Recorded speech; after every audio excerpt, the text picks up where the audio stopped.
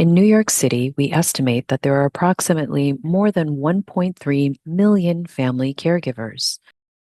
I thought I was in this fight by myself. There were a lot of challenges as far as getting help from mom. Mom had suffered quite a few medical episodes with that. It was caring for her needs while she was in rehab, caring for her needs when she was discharged.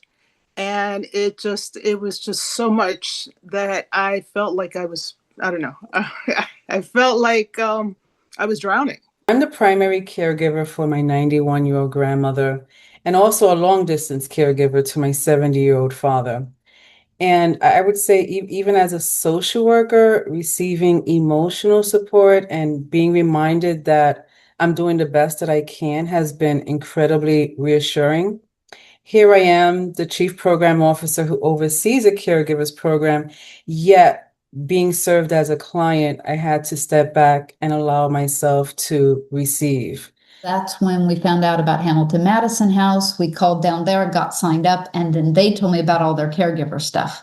The caregiver support group that they have is probably one of the single most important, because the focus of the group isn't to sit and complain. And it doesn't mean we don't have our venting moments, but the focus is all about solutions so that if somebody is new to a particular program, say Access-a-Ride or something, they don't have to reinvent the wheel. Everybody tells everybody the things they've already learned, and it's more solution oriented.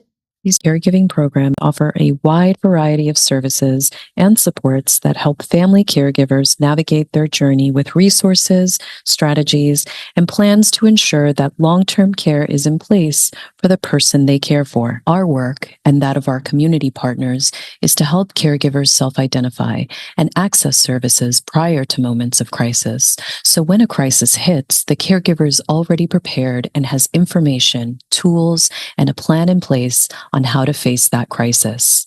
I came in, it was 2003. There was just a team, me and two other people. It was a team of three. I remember grabbing the team and really talking about, what are we doing here? What's the purpose? So what are we trying to get after? Because it's usually the care receiver, right, who's the client. But now it's going to be the caregiver, and what does that mean?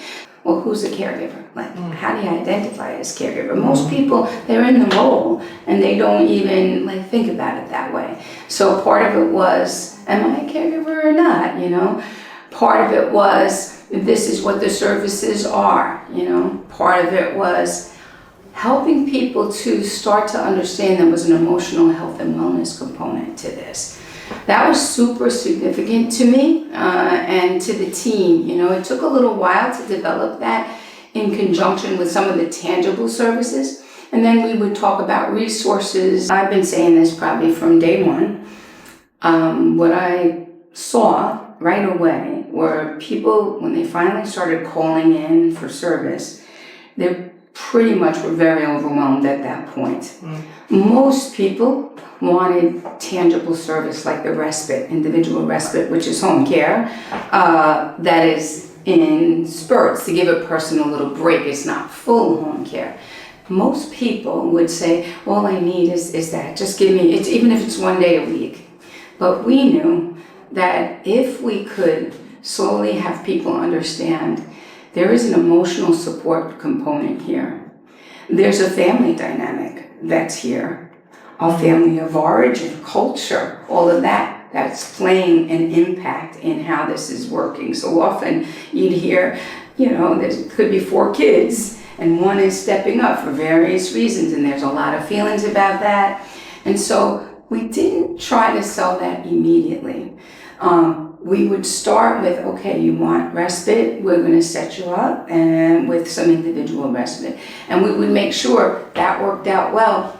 For what reason? Well, we wanted people to know. You see, we said it, we did it, it's solid, you can start to trust us. I also really appreciated the flexibility of the program. I felt like, and I still think so for the most part, that the caregiver program was able to ensure that the program fit the client. We didn't have to fit the client to the program. And that's what started to happen with tangible service, that they began to form this relationship with SNAP, with their caseworker. And then when the family stuff would come up, when the difficulty in I became like the mom to my mother, and I have so many feelings about that, we were able now to say, well, how about coming to a group on this? Then you can see a caregiver really get help and able to go the distance with their loved one. And I still feel like that's the most significant piece. I like that there's, recognition events and, where they can come together, and again, whether it's a support group or a workshop, but also a day off for them and, just connecting them to other caregivers and hopefully feeling like it's that, warm embrace they needed that day to keep going, to recharge. The government and the community agency came together because, they really wanted to make a difference. And I think we started and we keep going, and look at all these years later, here we are, Acknowledge your role as a caregiver, embrace it, be empowered by it, and remember, you're not alone. Seek out information, guidance, and support early on, and make self-care a priority every step of the way. It's important that if you see yourself or someone you know reflected in these care stories, know that help is available. Simply call 212-AGING-NYC or visit our website.